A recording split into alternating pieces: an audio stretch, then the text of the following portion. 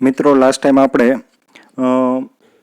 Lightning phenomena જોઈ હતી અને લાઇટનિંગ ફિનોમિનાથી જે એબનોર્મલ કન્ડિશન ઉત્પન્ન થાય છે, બરાબર, જનરેટ થાય છે એબનોર્મલ કન્ડિશન, એના વિશે ડિસ્કશન કર્યું હતું. આગળ આપણે જોઈએ સ્વિચિંગ સ્વર દ્વારા જે ઓવર વોલ્ટેજીસ જનરેટ થાય છે એની વાત કરીએ. ધ્યાન રાખો, 220 કેવી સુધીની જે સિસ્ટમ છે, બરાબર, એમાં જે ઇક્વિપમેન્ટને ડેમેજ કરવા માટે લાઇટનિંગ સ્ટ્રાઇક છે, બરાબર, જ્યારે લાઇટનિંગ સ્ટ્રાઇક થાય છે ત્યારે જે ઓવર વોલ્ટેજ મળે છે, બરાબર, એ ઓવર વોલ્ટેજ ઇક્વિપમેન્ટને ડેમેજ થવા માટે જવાબદાર હોય છે. પણ આપણે વાત કરતા હોઈએ 400 કેવીની, 220 કેવીથી વધારેના વોલ્ટેજ રેટિંગ માટે. 400 કેવીની જે સિસ્ટમ છે એની અંદર જ્યારે સ્વિચિંગ ઓપરેશન પરફોર્મ થતા હોય છે ત્યારે વોલ્ટેજ અને કરંટના ટ્રાન્ઝિયન્ટ છે એ જનરેટ થતા હોય છે. હવે આ વોલ્ટેજ ટ્રાન્ઝિયન્ટ છે એ સિસ્ટમનું રેટિંગ વધારે હોવાને કારણે એમાં થતા ઓવર વોલ્ટેજ છે એની ઇફેક્ટ લાઇટનિંગ સ્ટ્રાઇક દ્વારા થતી જે ઓવર વોલ્ટેજની ઇફેક્ટ હોય એની કરતાં પણ આ સ્વિચિંગ સર્જીસ હોય છે એની ઇફેક્ટ છે એ વધારે સિવિયર હોય છે, વધારે નુકસાન કરી શકે એ પ્રકારની હોય છે. તો જનરલી 220 કેવીથી ઓછા રેટિંગની સિસ્ટમ છે એની ડિઝાઇનમાં લાઇટનિંગ સ્ટ્રાઇકને કારણે થતા ઓવર વોલ્ટેજીસ છે એને ધ્યાનમાં રાખીને ઇન્સ્યુલેશન ડિઝાઇન કરવામાં આવે છે. જ્યારે 220 કેવીથી વધારેના રેટિંગવાળી સિસ્ટમ છે એની અંદર જે ઓવર વોલ્ટેજીસ છે એ ઓવર વોલ્ટેજીસ સ્વિચિંગ સ્વર દ્વારા જે જનરેટ થાય છે એને વધારે ધ્યાનમાં લેવામાં આવે છે. ધ્યાન રાખો, આ સ્વિચિંગ સર્જીસને કારણે જે સ્વિચિંગને કારણે જે ઓવર વોલ્ટેજીસ થાય છે, બરાબર, એ કઈ રીતે થાય છે, કઈ રીતે જનરેટ થઈ શકે? તો ધ્યાન રાખો, પહેલો કેસ છે એ કેપેસિટિવ અને ઇન્ડક્ટિવ સર્કિટ હોય એને જ્યારે બ્રેક કરવામાં આવે અથવા મેક કરવામાં આવે, બરાબર, સર્કિટને જોઈન કરવામાં આવે એટલે મેકિંગ ઓફ સર્કિટ, સર્કિટને ડિસ્કનેક્ટ કરવામાં આવે એટલે બ્રેકિંગ ઓફ સર્કિટ. તો બંને કેસની અંદર તમને ખ્યાલ જ હશે કે આપણી ટ્રાન્સમિશન લાઇન છે એની ઇક્વલન્ટ સર્કિટની અંદર સિરીઝ ઇન્ડક્ટન્સ આવે અને પેરેલલ કેપેસિટન્સ આવે, બરાબર. તો બંને કેસની અંદર જે આપણી ટ્રાન્સમિશન લાઇન છે એને ઓન કરવામાં આવે, કનેક્ટ કરવામાં આવે, ડિસ્કનેક્ટ કરવામાં આવે, બંને સ્વિચિંગ દરમિયાન ઓવર વોલ્ટેજીસ છે એ જનરેટ થતા હોય છે મેકિંગ એન્ડ બ્રેકિંગ ઓફ કરંટને કારણે. ક્લિયર વાત? તો એ રીતે થાય છે, સ્વિચિંગને કારણે ઓવર વોલ્ટેજીસ જનરેટ થાય છે. બીજા ખાસ ધ્યાન રાખો, ઓવર કરંટ જે છે એ ઓવર કરંટ છે એ સિસ્ટમ ફોલ્ટ્સને કારણે થતા હોય છે અને ઓવર કરંટ્સને કારણે ટ્રાન્ઝિયન્ટ ઓવર વોલ્ટેજીસ છે એ સિસ્ટમ ઉપર સસ્ટેન કરતા થતા જોવા મળે છે. ક્લિયર? જ્યારે એમાંય ખાસ કરીને ફોલ્ટમાંથી સિસ્ટમને રિકવર કરવામાં આવે ત્યારે ટ્રાન્ઝિયન્ટ ઓવર વોલ્ટેજીસ છે એ સિસ્ટમની અંદર જોવા મળતા હોય છે. ક્લિયર વાત? તો આવા કેસની અંદર સ્વિચિંગ દ્વારા ઓવર વોલ્ટેજીસ છે એ જનરેટ થતા હોય છે. ખાસ અને ત્રીજો કેસ છે એ તમને ખ્યાલ હોય તો જ્યારે સર્કિટ બ્રેકર છે એને ઓપરેટ કરવામાં આવે છે ત્યારે આર્ક છે એનું રિસ્ટ્રાઇકિંગ થતી હોય, આર્ક રિસ્ટ્રાઇકિંગ જોવા મળે છે. ફરીથી સર્કિટ છે એ મેક થઈ જતી હોય છે જ્યારે સર્કિટ બ્રેકરથી સર્કિટને બ્રેક કરવામાં આવે છે ત્યારે. તો આવી જ પરિસ્થિતિઓ છે એ આર્કિંગ ગ્રાઉન્ડની અંદર હોય છે, બરાબર. જે કારણોસર ફોલ્ટ જનરેટ થયો છે એ કારણ રિમૂવ થવા છતાં પણ સિસ્ટમની અંદર ફોલ્ટ છે એ મેન્ટેન થાય છે, પરસિસ્ટ રહે છે ફોલ્ટ. તો આ સિચ્યુએશન છે એ આર્કિંગ ગ્રાઉન્ડની છે. ટૂંકમાં સર્કિટ બ્રેકરના ઓપરેશન દરમિયાન અથવા તો આર્કિંગ ગ્રાઉન્ડની અંદર પણ રિસ્ટ્રાઇકિંગ ઓવર વોલ્ટેજીસ છે એ આપણને જોવા મળે છે. તો આવા કેસની અંદર ઓવર વોલ્ટેજીસ છે એ પ્રેઝન્ટ હોય છે. ખાસ કરીને 400 કેવી જેવી 400 કેવીના રેટિંગવાળી સિસ્ટમ છે એની અંદર આ ઓવર વોલ્ટેજીસની અસર છે એ વધારે નુકસાનકારક હોઈ શકે છે. તો ઇન્સ્યુલેશન ડિઝાઇનની અંદર આ સ્વિચિંગ ફિનોમિના છે એને ધ્યાનમાં લેવામાં આવે છે. હવે આપણે જોઈએ કે ઇન્ડક્ટિવ અને કેપેસિટિવ સર્કિટના બ્રેકિંગથી કઈ રીતે ઓવર વોલ્ટેજીસ જનરેટ થાય છે. ખાસ ધ્યાન રાખજો, આપણે અહીંયા ખાલી બેઝિક પ્રિન્સિપલ સમજીએ છીએ, બરાબર. પ્રેક્ટિકલ સિસ્ટમની અંદર પાવર સિસ્ટમની અંદર જે સ્વિચિંગ સર્જિસ જનરેટ થાય, આ જે ઓવર વોલ્ટેજીસ સ્વિચિંગને કારણે ક્રિએટ થાય છે અને સ્વિચિંગ સર્જ તરીકે પણ ઓળખવામાં આવે છે. તો જે સ્વિચિંગ સર્જિસ જનરેટ થાય છે એ ઘણા કોમ્પ્લેક્સ ટાઈપના હોઈ શકે, બરાબર, અને એનું એની પેટર્ન છે ઓવર વોલ્ટેજીસની એ પણ ઘણી કોમ્પ્લેક્સ છે હોઈ શકે. આપણે બેઝિક સ્વિચિંગ દ્વારા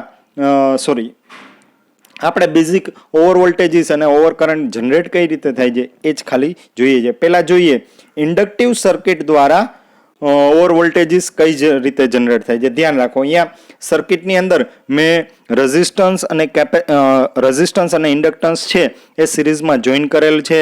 આ 20 વોલ્ટની બેટરી છે, બરાબર, એને સ્વિચ એસ વડે જોઈન કરીએ છીએ. તો નોર્મલ કન્ડિશનની અંદર જ્યારે સ્વિચ ક્લોઝ હોય એટલે રેઝિસ્ટન્સ જેટલો હોય એના આધારે કરંટ છે સર્કિટમાંથી પસાર થતો હોય. પણ જેવા આ સર્કિટને બ્રેક કરવામાં આવે, સ્વિચ એસ છે એને ક્લોઝમાંથી ઓપન કરવામાં આવે, ત્યારે switch across V is equal to di/dt, બરાબર, switch across V is equal to di/dt જેટલા વોલ્ટેજ છે જનરેટ થતા હોય છે. આ વોલ્ટેજ છે એ બેટરી છે, સ્વિચ અક્રોસના વોલ્ટેજ અને બેટરી અક્રોસના વોલ્ટેજ છે બંનેની સિરીઝ થઈ, એટલે એ ટોટલ વોલ્ટેજ છે એ આ આર અને એલ જે આપણા લોડ હતા એ પોઈન્ટ અક્રોસ એ વોલ્ટેજ છે એ આવતા હોય છે. તો આ પ્રમાણે આપણે કહી શકીએ કે જ્યારે ઇન્ડક્ટિવ સર્કિટને બ્રેક કરવામાં આવે છે ત્યારે ટ્રાન્ઝિયન્ટ વોલ્ટેજીસ છે એ જનરેટ થતા હોય છે, બરાબર. આ આપણે ડીસી સર્કિટની મદદથી સમજ્યા. હવે સિસ્ટમની અંદર એ એસી સર્કિટ હોય છે, એટલે જે ઓવર વોલ્ટેજીસ જનરેટ થાય છે, મોમેન્ટરી ઓવર વોલ્ટેજીસ હોય છે, સ્વિચિંગ સર્જ કહેવાય, એ પ્રમાણે એસી ટાઈપના હોય છે. આગળ જોઈએ આપણે કેપેસિટિવ સર્કિટના કનેક્શન દ્વારા કેવા ઓવર વોલ્ટેજીસ જનરેટ. ધ્યાન રાખો, અહીંયા આપણે જે ચર્ચા કરીએ છીએ એ કરંટ ટ્રાન્ઝિયન્ટની વાત કરીએ છીએ કેપેસિટિવ સર્કિટ માટે, બરાબર. પણ કરંટ ટ્રાન્ઝિયન્ટ છે એ અલ્ટિમેટલી સિસ્ટમની અંદર સિસ્ટમના ઇમ્પિડન્સને કારણે I/Z પ્રમાણે ઓવર વોલ્ટેજીસ છે એ જનરેટ કરતા હોય છે. ધ્યાન રાખો, અહીંયા આરસી કમ્પોનન્ટ છે એ કેપેસિટિવ સર્કિટ બનાવે છે. સ્વિચ એસ છે એ બેટરી V ને આ આરસી કમ્પોનન્ટ છે કેપેસિટિવ સર્કિટ છે એની સાથે જોઈન કરે છે. હવે અહીંયા જ્યારે સર્કિટને મેક કરવામાં આવે, સ્વિચ એસ છે એને ક્લોઝ કરવામાં આવે, ઓન કરવામાં આવે, બરાબર, ત્યારે તમને ખ્યાલ હોય તો કેપેસિટર છે, ઇનિશિયલી ડિસ્ચાર્જ કેપેસિટર છે એ ઝડપથી ચાર્જ થવા માટે હેવી કરંટ છે ફ્લો કરશે. અહીંયા મેં ગ્રાફની અંદર એ બતાવેલું છે, બરાબર. જો રેઝિસ્ટર સર્કિટની અંદર કનેક્ટ ના કરેલો હોય તો થિયોરિટિકલી કેપેસિટરને બેટરી સાથે કનેક્ટ કરવામાં આવે એટલે ઇનિશિયલ ચાર્જિંગ કરંટ, શરૂઆતનો ચાર્જિંગ કરંટ છે એ થિયોરિટિકલી ઇન્ફિનિટ હોય છે. ક્લિયર? અહીંયા આપણે રેઝિસ્ટન્સ સિરીઝ સર્કિટની અંદર પ્રેઝન્ટ છે એટલે એ કરંટ છે, શરૂઆતનો કરંટ એ અમુક લિમિટમાં હશે, બરાબર, પણ ટૂંકમાં ઘણો બધો હેવી હશે. તો આ કારણોસર, બરાબર, અને જેમ આ કેપેસિટર ચાર્જ થતું જાય છે પછી એ કરંટ છે એ ઘટતો જાય છે, બરાબર. આપણા માટે આ કેસ મહત્વનો છે કે જ્યારે કેપેસિટિવ સર્કિટ છે એને ઓન કરવામાં આવે છે ત્યારે મોમેન્ટરી ઓવર કરંટ છે એ જોવા મળે છે. આ મોમેન્ટરી ઓવર કરંટ છે એને ટ્રાન્ઝિયન્ટ કરંટ કહી શકીએ આપણે. તો આ ટ્રાન્ઝિયન્ટ કરંટ છે એને કારણે પછી સિસ્ટમ છે એના ઇમ્પિડન્સ પરથી I/Z પ્રમાણે ઓવર વોલ્ટેજીસ છે એ જનરેટ થતા હોય છે. તો આ કેપેસિટિવ સર્કિટના મેકિંગ દ્વારા આપણે જ્યારે સિસ્ટમને કનેક્ટ કરીએ તો ત્યારે જે ટ્રાન્ઝિયન્ટ ઓવર વોલ્ટેજીસ જનરેટ થાય છે એની વાત થઈ. આ ઉપરાંત કેપેસિટન્સને કારણે, ફેરન્ટી ઇફેક્ટને કારણે પણ રિસીવિંગ એન્ડ છે એના ઉપર ઓવર વોલ્ટેજીસ છે એ જોવા મળતા હોય છે.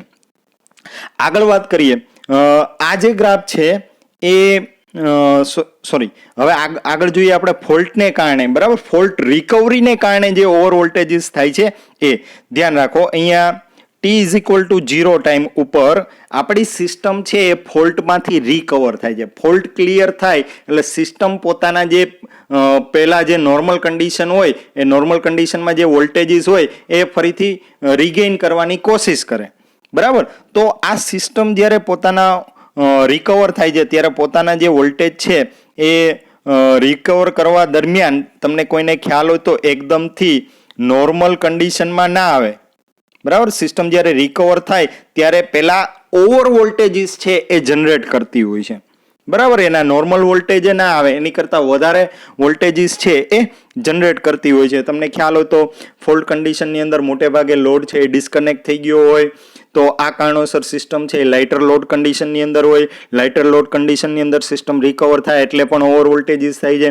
નોર્મલ લોડ કનેક્ટેડ હોય તો પણ સિસ્ટમની અંદર અમુક પ્રમાણની અંદર ઓવર વોલ્ટેજીસ છે એ જોવા મળે છે. અહીંયા જે મેં વાત કરી તમને એ સિસ્ટમ રિકવર થઈ ત્યારના જે ઓવર વોલ્ટેજીસ છે એની વાત કરી છે. બરાબર. કામરાજુ બુકની અંદર વ્યવસ્થિત વધારે ડિટેલની અંદર આ વસ્તુ સમજાવેલી છે. એણે વેરિયસ ફોલ્ટ રિકવરીની અંદર, આર્કિંગ કન્ડિશનની અંદર, બરાબર, આવી ડિફરન્ટ કન્ડિશનની અંદર ફોલ્ટ જ્યારે આવે છે સિસ્ટમની અંદર ત્યારે જે ટ્રાન્ઝિયન્ટ કરંટ જનરેટ થાય છે, બરાબર, એ દરેકે દરેક વસ્તુ ઉપર વધારે ડિટેલની અંદર સમજાવેલું છે. તો આ વાત છે એ થઈ ગઈ સ્વિચિંગ સર્જિસને કારણે જનરેટ થતા ઓવર વોલ્ટેજીસની. બરાબર. ખાસ કરીને 400 કેવી સિસ્ટમની અંદર જે ઇક્વિપમેન્ટ છે એનું ઇન્સ્યુલેશન લેવલ પસંદ કરવામાં આવે ત્યારે આ સ્વિચિંગ સર્જિસને કારણે જે ઓવર વોલ્ટેજીસ જનરેટ થાય છે, બરાબર, સ્વિચિંગને કારણે જે ઓવર વોલ્ટેજ જનરેટ થાય છે એને ખાસ ધ્યાનમાં લેવામાં આવે છે અને એ આધારે ઇન્સ્યુલેશન કોર્ડિનેશન છે એ સિસ્ટમની અંદર કરેલું હોય છે. 220 કેવી અથવા તો એનાથી નીચેની સિસ્ટમ માટે ઇક્વિપમેન્ટ છે એનું ઇન્સ્યુલેશન છે એ લાઇટનિંગ સર્જને કારણે જે ઓવર વોલ્ટેજ જનરેટ થાય છે એને ધ્યાનમાં રાખીને ડિઝાઇન કરેલું હોય છે. તો અહીંયા આ ટોપિક છે એ પૂરો થાય છે. આગળ નેક્સ્ટ આપણે લેબોરેટરી હાઈ વોલ્ટેજ ટેસ્ટિંગ પ્રોસિજરની ચર્ચા કરીશું.